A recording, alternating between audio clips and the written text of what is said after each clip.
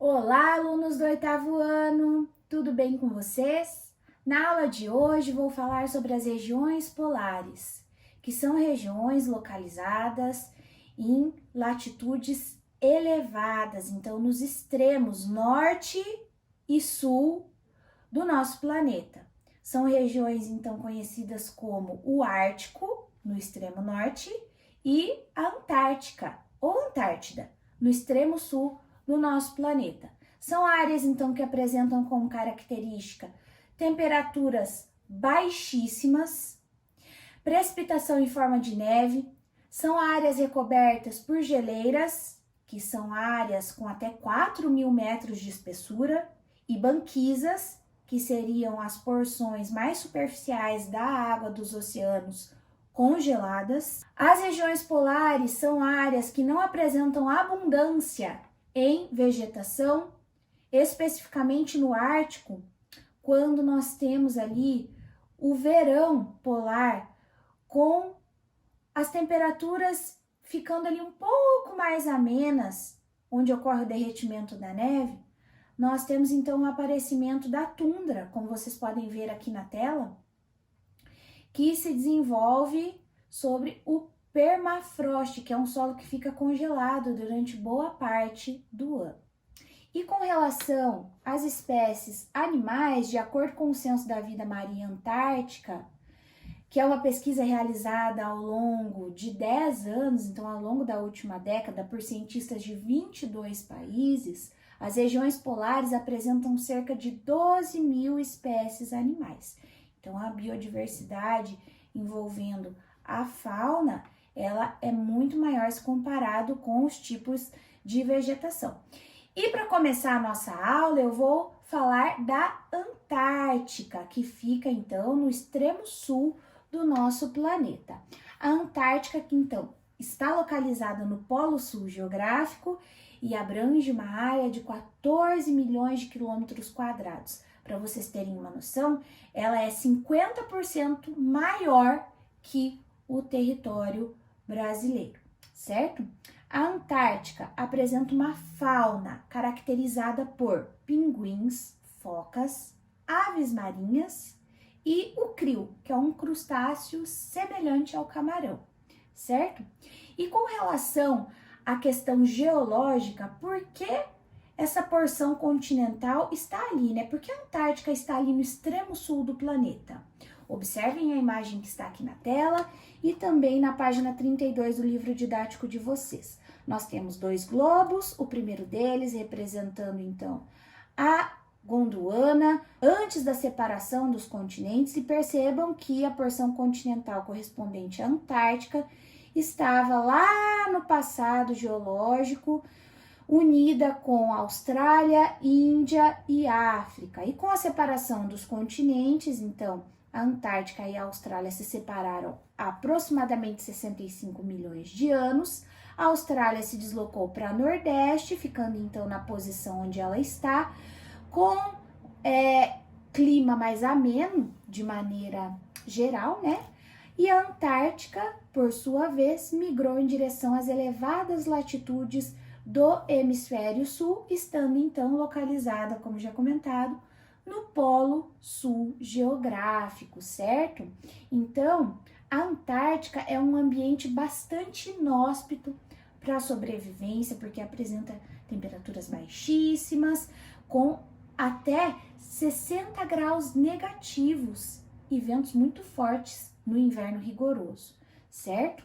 Então, nós não temos na área povos nativos, sendo então essa área habitada por pesquisadores de diversas nacionalidades que se instalam ali em bases científicas para promover ali estudos relacionados à oceanografia, climatologia, biologia, dentre outras diversas áreas.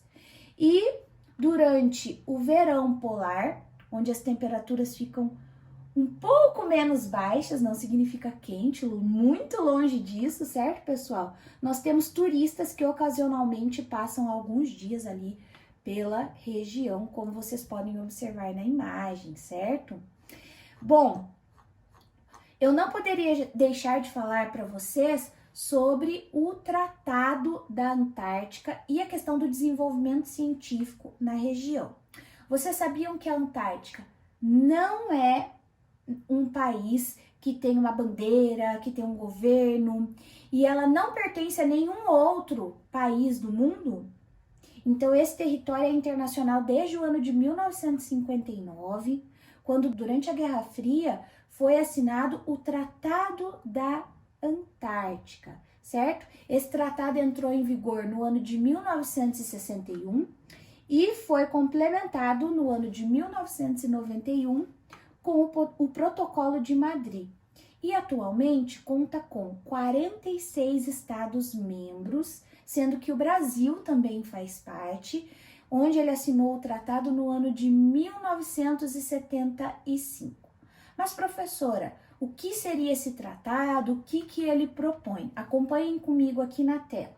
Então, entre as principais determinações estipuladas no tratado, nós temos como destaque a utilização da Antártica para fins pacíficos. Então, operações e bases militares não são permitidas no continente. Liberdade para a investigação científica, então, a instalação de bases científicas dos países para efetuar essas importantes investigações. Promoção da cooperação científica e transparência dos dados obtidos, então as pesquisas ali realizadas são compartilhadas para o bem da comunidade científica internacional, e a renúncia a qualquer disputa sobre a soberania territorial no continente. Então, é uma área pacífica que não pertence a nenhum país. E, inclusive, no Tratado da Antártica e no Protocolo de Madrid, nós temos questões muito fortes relacionadas com a conservação ambiental da Antártica, onde são proibidos testes nucleares, descarte de resíduos radioativos e atividades comerciais relacionadas a recursos minerais. Além disso, é proibida a caça, a pesca, a coleta de plantas, com exceção para as pesquisas científicas que ali são executadas. E para qualquer atividade que for desenvolvida na região, há uma exigência de estudo de impacto ambiental, um EIA, certo? Visando, então, essa conservação ambiental. Ok, pessoal? E como os pesquisadores executam ali, então, as suas pesquisas, tá? Então, os pesquisadores utilizam a estrutura tecnológica montada nas bases científicas que foram instaladas, então, em diferentes pontos da Antártica. Essas pesquisas são muito importantes porque elas têm relação com os recursos naturais da região e também com a dinâmica do planeta. São estudos relacionados aí com diversas áreas, desde a biologia até a química. Então, as bases científicas são muitas na Antártica, visando descobrir novos assuntos, espécies e entender a dinâmica do nosso planeta, como comentado. E o Brasil possui uma base de pesquisa científica na Antártica. Olha só que legal. O nosso país, então, tem desde o ano de 1984 uma base chamada Comandante Ferraz, como vocês podem ver aqui na imagem. É uma base operada pela Marinha e que fica na Ilha do Rei George, na Antártica.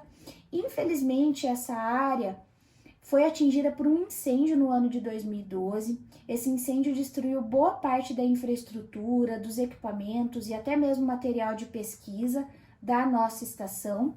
Mas agora, em janeiro de 2020, foi reinaugurada a nossa base de pesquisa, um complexo grande que abriga até 64 profissionais. E o Brasil tem um programa chamado Programa Antártico Brasileiro, o PROANTAR, onde o país promove de maneira multidisciplinar e com a participação de diferentes instituições de ensino e de pesquisa, pesquisas na área de biologia, climatologia, oceanografia, astrofísica, astronomia, química, tecnologia, entre outras. Olha só que importante, né? Que o nosso país, que o nosso governo continue investindo em pesquisa e tecnologia, porque são muito importantes para o desenvolvimento do país, né? E esperamos então que a nossa base Comandante Ferraz tenha sempre recursos para dar continuidade aos projetos de pesquisa. E por fim, eu vou falar do Ártico, que fica em latitudes elevadas no extremo norte do nosso planeta. Observem aqui a imagem que está na tela. Nós temos a região do Polo Norte. É uma região cercada por 8 países: Canadá, Estados Unidos, a região ali do Alasca, né? Dinamarca, Islândia, Noruega, Suécia, Finlândia e Rússia. Parte do Oceano Ártico está sob domínio dos países que o cercam e outra parte sob domínio internacional, que ainda não foi totalmente definido. O Ártico apresenta uma fauna mais rica e diversificada se comparado com a região antártica. São característicos dessa área, por exemplo, o urso polar, o boi almiscarado, a rena, o lobo do Ártico e diversos tipos de foca. Ao contrário da Antártica, o Ártico é uma região mais habitada, embora as temperaturas sejam baixíssimas durante o ano todo. Mas nós temos ali vários grupos humanos que habitam essa porção do planeta há mais de 4.000 anos, entre eles os Lapões e os Inuits, certo, pessoal? Os Lapões vivem na região conhecida como Lapônia, que pegaria ali a área costeira do norte da Europa, abrangendo então a Suécia, Finlândia, Noruega e Rússia. São povos que vivem da caça e da pesca como fonte de alimento e de renda e também exercem o pastoreio de renas, certo, pessoal? Já os Inuits são povos nativos que habitam as áreas costeiras dos Estados Unidos, Alasca então, a Groenlândia e o extremo norte do Canadá. Eles vivem em pequenos povoados e praticam também a caça e pesca como forma de subsistência e também para a geração de renda. Inclusive, os Inuits são aqueles povos tradicionais que muitas vezes vocês podem ter visto em algum livro, enfim, que habitavam iglus. Mas com o desenvolvimento desses povos, a relação, o contato deles com outras pessoas e também com as oportunidades de trabalho, o aprimoramento das técnicas, toda a tecnologia que foi chegando na região, como também a oferta de serviços e novos postos de trabalho, hoje eles vivem em casas, até mesmo com energia, com aquecedor, não habitando mais majoritariamente essas casinhas, né, de gelo que seriam os iglus. Então, todas essas mudanças acabaram transformando o modo de vida das populações tradicionais na região do Ártico. É pertinente ressaltar que a pesca é uma atividade econômica muito importante na região do Ártico e a região também tem sido alvo de estudos biotecnológicos de plantas, animais, micro-organismos com o objetivo de buscar recursos genéticos de valor comercial. Então, o Ártico, se comparado com a Antártica, é muito mais explorado economicamente, né, pessoal? Mas é pertinente também destacar, para finalizar a nossa aula, que devido às mudanças no clima do planeta, devido principalmente ao aquecimento, esse aquecimento que já ocorre de maneira natural, porém grande parte dos cientistas defendem que as atividades humanas, as emissões de gases, toda a poluição vem acelerando o processo de aquecimento global. Então, com esse aquecimento, foi evidenciado pelos cientistas, né, mudanças significativas relacionadas ao gelo na região do Ártico, as banquisas, então, onde elas foram reduzidas gradualmente em sua extensão. certo? Observem a imagem que está aqui na tela. Nós temos aqui duas imagens. A primeira delas mostra, então, a região do Ártico, que está, de acordo com o ano de 1979, com uma área congelada muito maior que a imagem da direita, que é de 2019. Então, a maior parte dos pesquisadores defende que a redução da calota de gelo do Polo Norte se deve a influências humanas no comportamento do clima do planeta, ocasionando o aquecimento global. Então, o derretimento dessas banquisas, dessa cobertura de gelo no Ártico. Precisamos, então, rever nossas atitudes, também cobrar dos governos, né, pessoal, que a gente interfira menos na dinâmica climática do planeta. E para sintetizar os conteúdos abordados na nossa aula, eu peço para que vocês efetuem 2 exercícios, que seria o 3 da página 37 e o exercício 4 da página 42 do livro didático. E eu volto aqui para efetuar a correção desses exercícios. Bons estudos, pessoal, e até mais. Tchau, tchau!